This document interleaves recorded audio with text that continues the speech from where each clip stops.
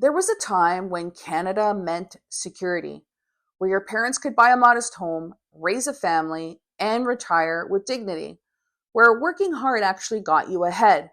But that version of Canada, well, it's slipping away and fast.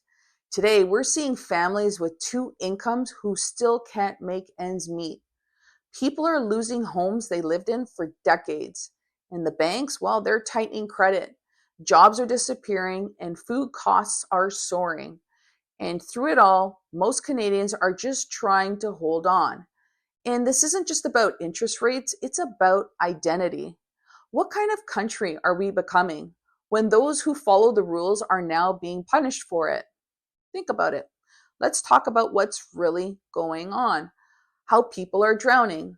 We have a past client of ours, a couple who bought in the height of the market. They secured an $850,000 mortgage and locked it in for a 5-year fixed rate.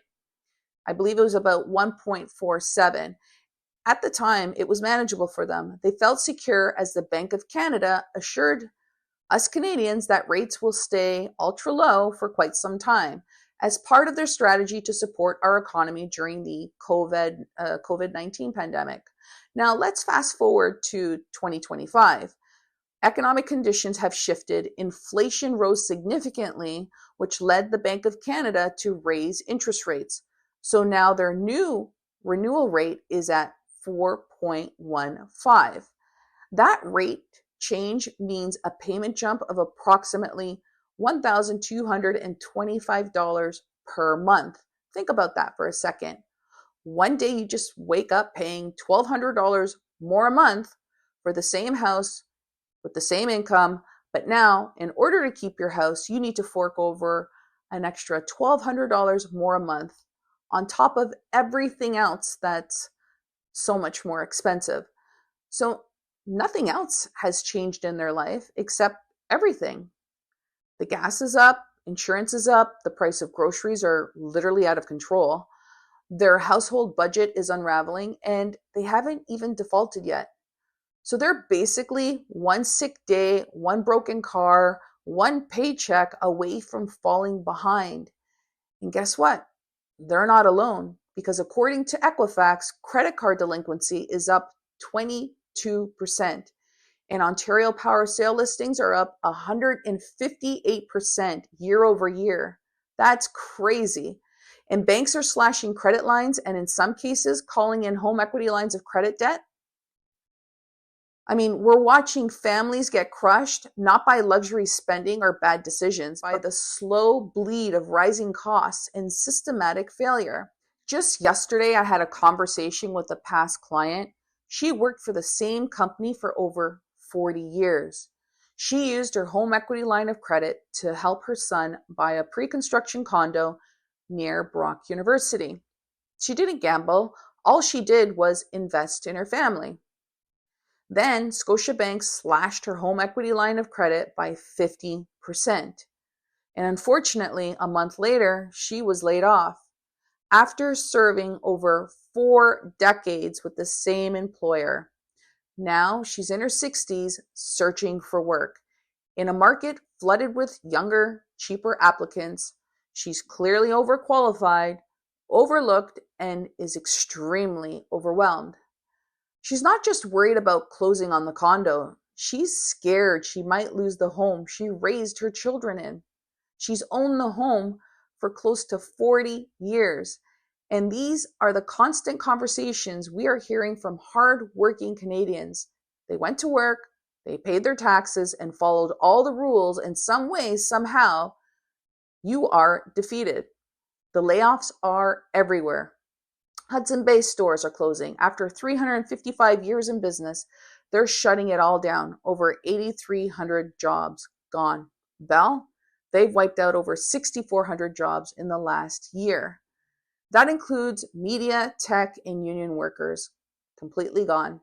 Amazon, well, they just pulled the plug on 7 warehouses in Quebec. That's 1,700 permanent jobs gone, plus another 250 temp contracts wiped out.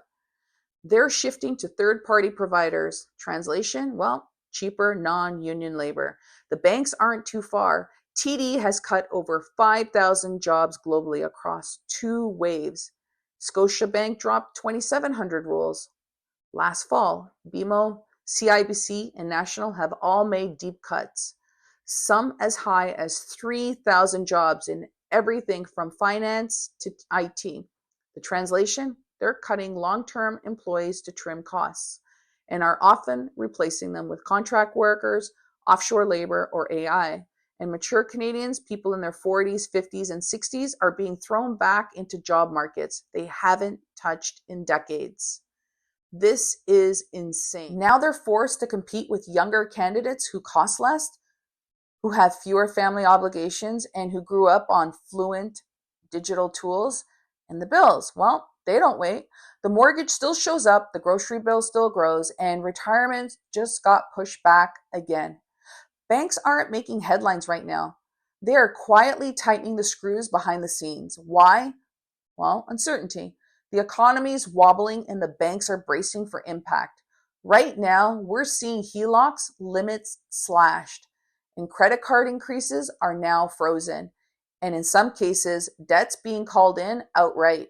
And it's not because you missed a payment, and it's not because you did anything wrong, but because they expect you might. They're not reacting to your behavior, they're reacting to the market. They're protecting themselves and leaving you to fend for yourself. And the cruel irony, well, these are the same banks that told Canadians to leverage their homes when rates were low. Use your equity, they said. It's smart debt. Now they're punishing people for doing exactly what they were encouraged to do. Real estate always goes up, and yes, historically it does, but we're talking 4 to 5% a year, not 40% in 18 months. Then came buy now or be priced out forever. And in the frenzy, you even had some realtors say the market might correct, but you'll be fine. But let's be honest, this isn't a correction, this is a collapse. People didn't just overpay for homes. They built futures, families, finances, retirement plans on a system that told them this is safe. This is smart. This is Canada. But that system is cracking and interest rates are up. Jobs are disappearing. The cost of living is crushing. And institutional pressure, well, that's smothering. So this isn't just a housing issue, it's a household crisis. If you're watching this and feeling fear, well, you're not alone. This video is not here to scare you, it's to prepare you. And many Canadians are starting to wake up to the fact that doing everything right pretty much no longer guarantees financial security. So what do you do?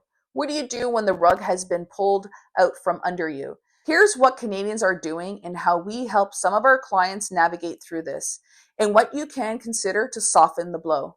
First, you need to budget down to the dollar. This isn't about trimming takeout or skipping lattes. It's about reassessing everything, whether it's your subscriptions, auto renewals, insurance rates, and even downsizing when needed. You also need to get professional advice. Speak to a mortgage broker before your renewal. A good broker will walk you through blended rates, early renewals, or even short-term solutions to keep you from defaulting. Next, consider relocation. Some families are selling their homes in major cities and moving to smaller towns. I know it's not ideal, but it's providing breathing room and sometimes even financial reset. You also need to reassess your housing needs. We've been helping clients explore downsizing, moving into multi-generational homes, or buying properties with basements or in-law suite rental potential.